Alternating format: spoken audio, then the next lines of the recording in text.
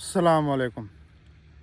अच्छा भी नाजरीन, मेरा नाम है मुहम्मद अनीस तो तुसी देख रहे हो अनीस राई व्लॉग्स। पिछले कुछ अरसे तो मैं भी सोशल मीडिया ते हाँ ते कणक जनाब गड्ढन लगे हाँ। ਇਹ ਤੁਸੀਂ देख रहे हो ਤੇ कणक ਦੇ ਬਾਰੇ दो चार ਗੱਲਾਂ मैं ਤੁਹਾਡੇ ਨਾਲ शेयर ਕਰਨੀਆਂ ਨੇ। ਅੱਗੇ फैसला ਤੁਸੀਂ करना है, मैं सच कह रहा झूठ कह रहा। किसान ਜਿਹੜਾ ਵਾਵੇਲਾ ਕਰ ਰਿਹਾ ਇਸ ਟਾਈਮ ਕਣਕ ਦੇ ਹਵਾਲੇ ਨਾਲ, ਉਹ ਠੀਕ ਕਰ ਰਿਹਾ ਜਾਂ ਗਲਤ ਕਰ ਰਿਹਾ। गल इवें आ भी हुण जनाब कणकां शुरू हो गई ने बजाइयां। सब तो पहले वीडियो दे कुछ लोग पूरी वीडियो देखते, कुछ नहीं देखते। मेरा मशवरा सब तो पहले यही है, एज ए किसान मैं पिछले कुछ सालों तो ये चीज़ां देख रहा। एज ए किसान मशवरा यही है, कणक जिहड़ी है तुसीं उन्नी क लाओ जिन्नी तुहाडी जान कढ़दी है। तुसीं बर्दाश्त कर लोगे अपने खाण पीण जोगी, घर जोगी, अपने मुलाजमां जोगी, अपने गवांढियां जोगी, जां कोई अपने ਜਿਹੜੇ ਸੇਪੀ ਦੇ ਹੁੰਦੇ ਨੇ ਨਾਈ ਵਗੈਰਾ ਉਹਨਾਂ ਵਾਸਤੇ। ਤੇ ਬਾਕੀ ਇਸ ਤੋਂ ਓਵਰ ਜਿਹੜਾ ਨਾ ਤੁਸੀਂ ਕਣਕ ਵਾਲਾ ਜਿਹੜਾ ਕੰਮ ਆ ਇਹ ਨਾ ਕਰੋ। ਕਨੋਲੇ ਵਗੈਰਾ ਕੋ ਕਮਾਦ ਦੀ ਜਗ੍ਹਾ ਰੱਖ ਲਓ। ਖੈਰ ਕਮਾਦ ਦੇ ਵਿੱਚ ਵੀ ਹੁਣ ਹਾਲਾਤ ਤਾਂ ਕੋਈ ਨਹੀਂ ਜਿਹੜੇ ਸੁਣ ਰਹੇ ਆ ਮਿੱਲਾਂ ਦੇ ਰੇਟ। ਤੇ ਗੱਲ ਇਹ ਵਾ ਵੀ ਮਰੀਮ ਨਵਾਜ਼ ਨੇ, ਮੈਂ ਖੁਦ ਆਪਣੇ ਇਹਨਾਂ ਗੁਨਾਹਗਾਰ ਕੰਨਾਂ ਨਾਲ ਸੁਣਿਆ ਸੀ ਜਲਸਿਆਂ ਦੇ ਵਿੱਚ ਖਲੋ ਕਿਹਾ ਵੀ ਖਾਦ ਦੇ ਉੱਤੇ ਮੈਂ ਤੁਹਾਨੂੰ ਸਬਸਿਡੀ ਦੇਣੀ ਆ, गंदम की बिजाई तो बड़ी अच्छी सबसिडी देनी है। जिमीदारा ने इंतज़ार किया।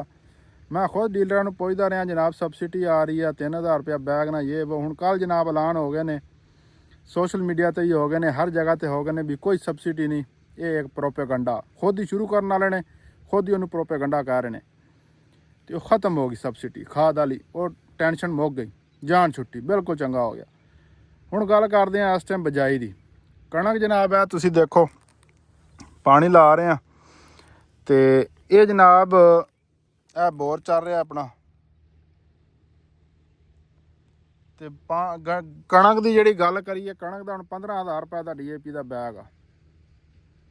इस पंजाब दे विच पिछले साल जोड़े वजीर साहब कह रहे थे, वजीर ज़रात बई इमरान खान के दौर से 14,000 का बैग गया, 13,000 का गया, असीं 11,000 का दे रहे हैं। हुण उन्होंने मेरा ख्याल नहीं नज़र आ रहा भी जिमीदार थब्बा पैसों का ले जाता है तो एक गड्डू चक के आंदा है। उस तो उत्ते सितम जरीफी ये आ कि वो DAP भी एक नंबर उन्होंने मिल जाए तो खुशकिस्मती है। वो भी जड़ा ना मिक्सिंग माल आ रहा है। मैं खुद DAP के छट्टे दिते ने जनाब, 2-4 बैग जड़े ने एक रंग की जी काली जी होंगी है, नमी जी होंगी है उपर, उस तरह के आ रहे हैं। कई दे कोई चिट्टा रंग है, कोई खाकी रंग है, इस तरह ना 2-2 रंगों की DAP आ रही है। मतलब कि फ्राड वो भी हो रहा। 15,000 के बैग में भी मिट्टी सिट के चले जाइए, बाद कणक नहीं होंगी, असी कही साडा मुकद्दर। हुण तुसीं हिसाब खुद ला लो, 15,000 का किले च गट्टू पै गया DAP का, एक गट्टू जने पाना है, ज़्यादा पाएगा 30,000 DAP का बन जाना।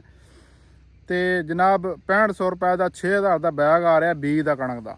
उस तो बाद जी 2-3 दफ़ा जमीन तैयार करी दी है। देखो हुण हल शल लगे पे ने, इनू रूटा मारिया तो इनू हल शल वाए ने, तो यदा भी खर्चा तुसी विच पाओ, जो ट्रैक्टर का खर्चा होएगा वह तुसी हिसाब किताब आप कर लो। तो ये बिजाई तो मेरा अंदाज़ा है कि जिमीदार का कम अज़ कम 25 तो 30,000 रुपया खर्चा हो जाता है, मजदूरी वगैरह पा के, पानी का खर्चा पा के। तो इन हुण 6 महीने अगे शुरू हो जाना जनाब, गंद वालियां स्प्रेयां करनियां, जड़ी बूटी वालियां, फिर जनाब उत्ते इनू बीमारियां वालियां स्प्रेयां शुरू हो जानियां ने, फिर जोधरे की स्प्रे शुरू हो जानी है। फिर जनाब इनू पानी लाने ने, 3-4 दफ़ा खाद पाउनी है, पोटाश को जिंका पाएगा। 6 महीने जिमीदार ने ना हुण जिवें कोरे पै रहे ने, ना दिन देखना ना रात देखना जनाब, ये पिछे दौड़े रहना है। अच्छा 6 महीने यदी सेवा करनी है, पूरियां सर्दियां गुजर जानियां ने, पैर जड़े ना पाट के जड़े ना दोहरे हो जाते ने खुश्की ना।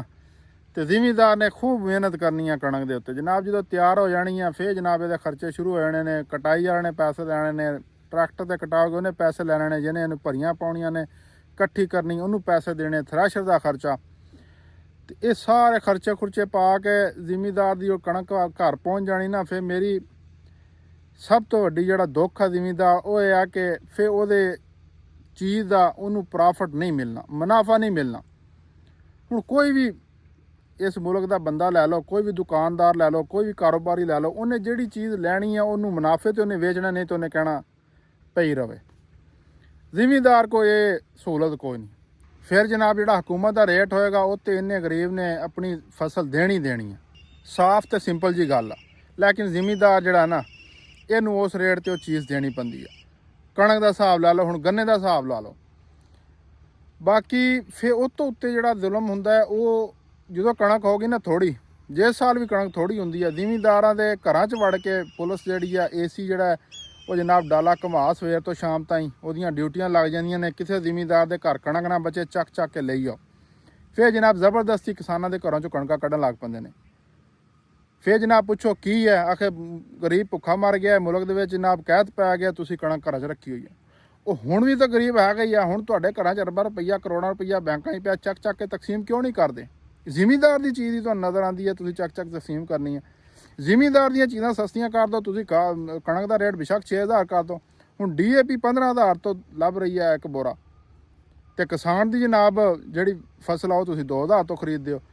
ਸਭ ਤੋਂ ਵੱਡਾ ਧੋਖਾ ਤੁਹਾਨੂੰ ਇਹ ਹੋਣ ਜਾ ਰਿਹਾ, ਜਿਹੜਾ ਹੁਣ ਰੇਟ ਦੱਸਿਆ 3500 ਰੁਪਇਆ ਪਰ ਮਣ। ਇਹ ਹੁਣ IMF ਨੇ ਜਦੋਂ ਇਹਨਾਂ ਨੂੰ ਪੁੱਛਿਆ, ਇਹਨਾਂ ਨੇ ਕਿਹਾ ਇਹ ਅਸੀਂ ਆਰਜ਼ੀ ਰੇਟ ਰੱਖਿਆ। ਭਾਈਜਾਨ ਹੁਣੇ ਮੁੱਕਰ ਗਏ ਨੇ। ਤੁਸੀਂ ਇਹ ਉਮੀਦਾਂ ਜਿਹੜੀਆਂ ਨਾ ਛੱਡ ਦਿਓ, ਆਪਣੇ ਹਿਸਾਬ ਦੀ ਕਣਕ ਲਾਓ। ਅਸੀਂ ਜਨਾਬ ਜਿਹੜੀ ਅੱਗੇ 5-7 ਕਿੱਲੇ ਕਣਕ ਲਾ ਰਹੇ ਹਾਂ ਉਹੀ ਕਣਕ ਲਾ ਰਹੇ ਹਾਂ।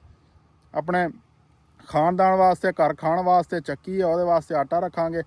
ਆਟਾ ਵਗੈਰਾ ਸੇਲ ਹੁੰਦਾ ਹੈ ਉਹ ਚੱਕੀ ਤੇ ਪੀਣ ਵਾਸਤੇ, ਬਸ। ਇਸ ਤੋਂ ਜ਼ਿਆਦਾ ਹੋਰ ਕੋਈ ਜ਼ਰੂਰਤ ਨਹੀਂ ਤੁਹਾਨੂੰ ਮਾਰਕੀਟਾਂ ਹੀ ਵੇਚਣ ਦੀ। ਆਪਣੀ ਹੋਰ ਕੋਈ ਫਸਲ ਲਾਓ ਭਾਈਜਾਨ, ਕੋਈ ਬੰਦਿਆਂ ਵਾਲਾ ਕੰਮ ਕਰੋ, ਛੱਡੋ ਇਹਨਾਂ ਪਖੰਡਾਂ ਨੂੰ।